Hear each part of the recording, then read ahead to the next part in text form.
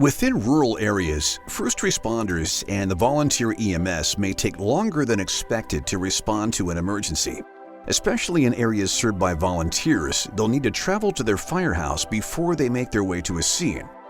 Another concern regarding response in rural areas is the availability of cell phone coverage and even providing an accurate location of the patient.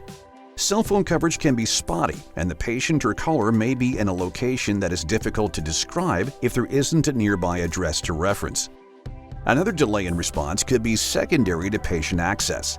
The fire department equipment, including ambulances and fire trucks, cannot drive in fields or other off-road environments. Therefore, it may be necessary to provide extraction of the patient to a location that the fire department or EMS agency can easily access, thus increasing the overall response time.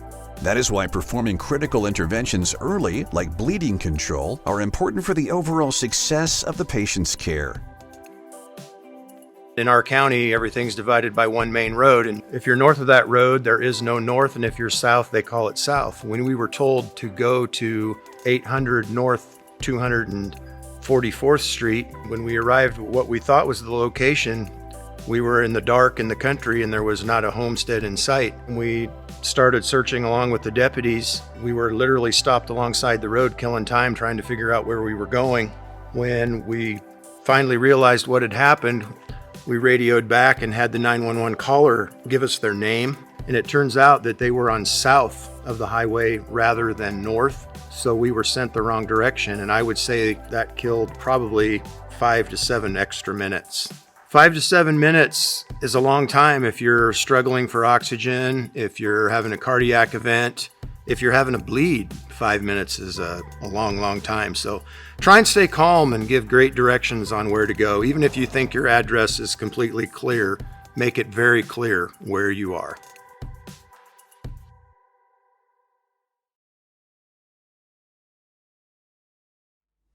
When responding to an injury situation, it's critical to create a safe location for the victim as well as any responders. Running equipment can pose a danger for the people arriving on scene to help. Make sure they can focus on treating the injury. If a tractor or other piece of machinery is still running, shut it down as quickly as possible. A spinning PTO can be a danger to anyone involved. In the event of a firearm injury, be sure to clear the weapon's breech and move to a secure place. Loose animals can be a hazard, or at the very least an obstacle for first responders. Make sure they're secure behind a gate. In most cases, the victim should be left in place until help arrives to avoid worsening their injuries. The time that comes to my mind was the time that we responded on a sprayer accident. This sprayer actually collapsed in the middle from the weakening of I-beams that this sprayer had. When we first got on scene, we realized that this was considered a hazmat response, and the reason is because we don't know what's in the tank. We don't know if any of it's leaking. Before we made patient contact, we had to make sure like the engine was shut off, and then any herbicides or pesticides that was inside the sprayer, like in the storage containers behind it, was contained to those storage containers because we didn't want to expose any of the first responders to any sort of pesticide or herbicide, and essentially making them a patient as well while we're trying to make patient contact. We had to bring in a front end loader once we had all the personnel in place, kind of stabilize it, and push on the front of that sprayer to relieve the pressure that was built up on that patient, and then we were able to extricate him and then get him to the helicopter that was on scene waiting for us.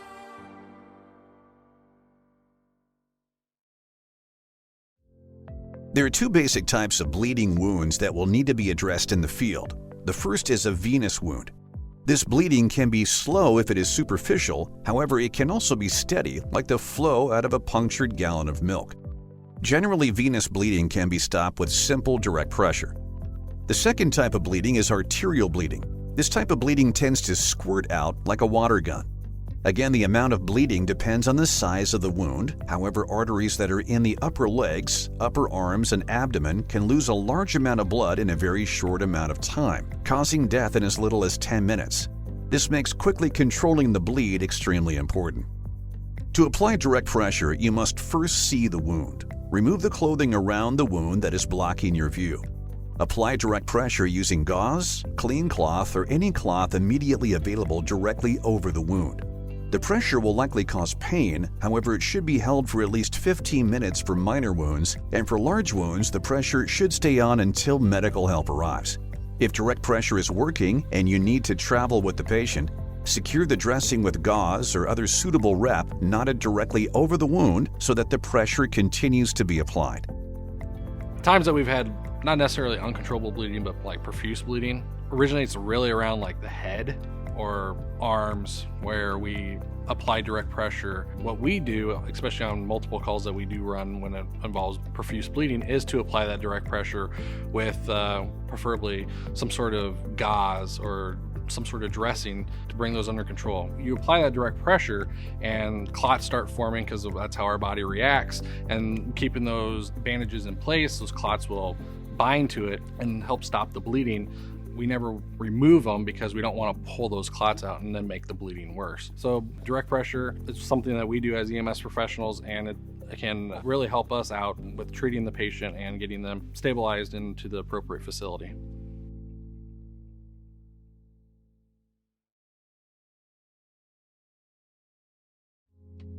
If direct pressure is not working, is unlikely to work, or if you will have difficulty applying direct pressure while trying to move the patient to safety, a tourniquet should be used. In the past, there were fears about a tourniquet causing the loss of a limb. However, in the right circumstances, a tourniquet can be life and limb saving. It's very important that the tourniquet be placed early for it to be effective at stopping blood loss. This could be an amputated extremity where you are not able to get the gauze directly over the wound, or entrapped extremity where you cannot reach the site of bleeding. Most tourniquets have several features in common. First, they have a thicker main strap which goes around the arm or the leg. Second, they have a buckle that helps secure the strap. Finally, they have a windlass that is turned and tightened after the main strap is placed on the arm or leg. There are many tourniquets with these features from various companies. Tourniquets should be purchased from reputable dealers. To apply a tourniquet, first try to expose the area of the wound and the entire extremity.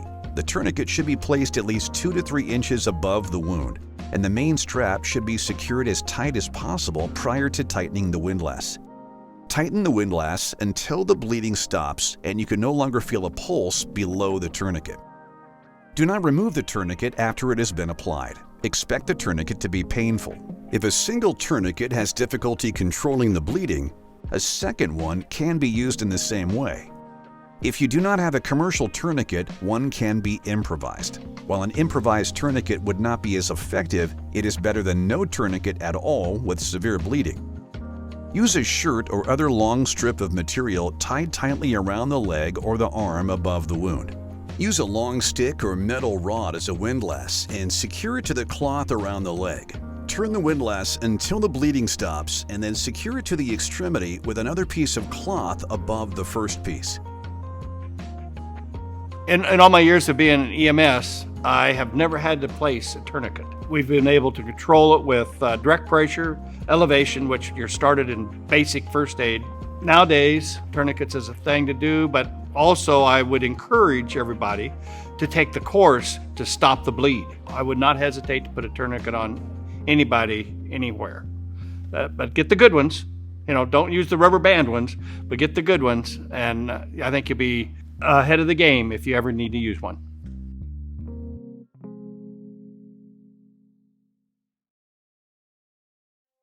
Prevention and preparation are key strategies to ensure the best outcome should an incident occur in a rural area.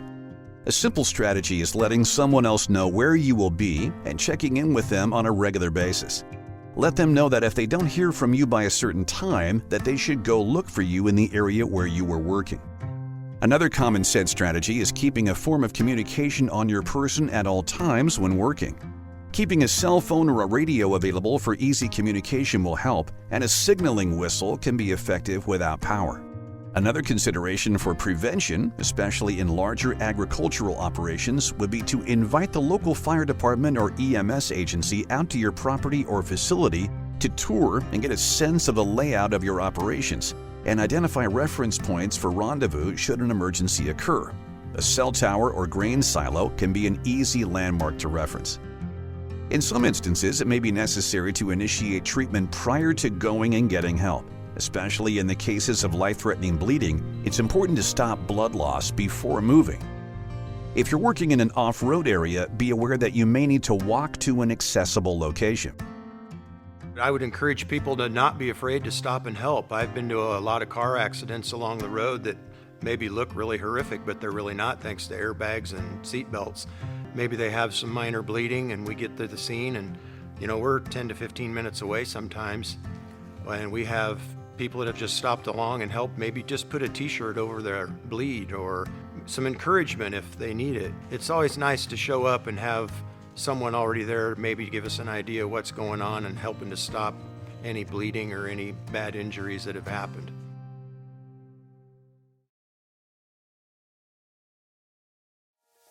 One concern when working in rural areas is the idea of impalement. This can occur not only to the torso, but also to extremities. The general principle is not to remove the impaled object unless there is an immediate threat to life, including nearby fire or flooding. Care of the impaled object should focus on direct pressure and clean dressings around the impaled object. Sometimes it may be necessary to cut or remove the object that is impaling the person from its attachment point.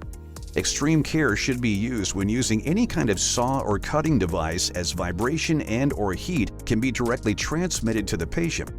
This typically is best left to the responding fire department, as they have specialty training and tools to be able to accomplish this while keeping the patient safe.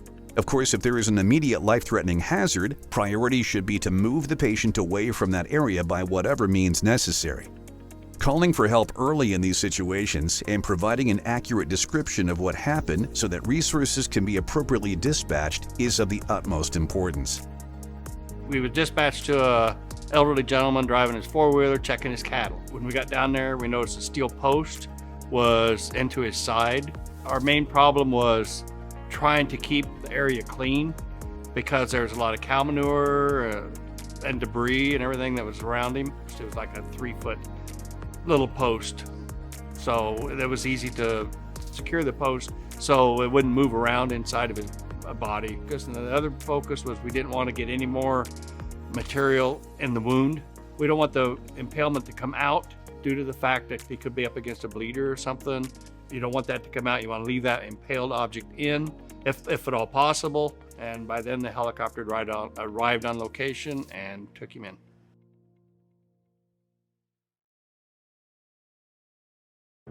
Minor wounds are those that easily stop bleeding with direct pressure or hardly have any bleeding at all. These wounds may have small foreign bodies in them. If the bleeding is minor or stops with direct pressure, you can irrigate the wound with tap water or bottled water to help prevent infection. You can clean the wound and dress it with a clean bandage. It is generally recommended that if sutures are needed, that they be placed within 12 hours after an injury to the arms, legs, or body, and up to 24 hours on the face. Thankfully, severe bleeds aren't common, but they can become severe fairly quickly, especially with people that may have like a clotting disorder or take blood thinners. So it's very important to recognize that these bleeds can become severe quickly, and applying the direct pressure is what we do as professional EMS responders and what any common citizen can also do, and it makes our job easier. Eye injuries are often avoidable but can cause life-altering damage. It's important to prevent eye injuries in the first place by wearing proper eye protection whenever there's a chance of flying debris, like when mowing or grinding. In the event of an eye injury, it's important to flush the eye with clean water. If an object is penetrating the eye, do not remove it.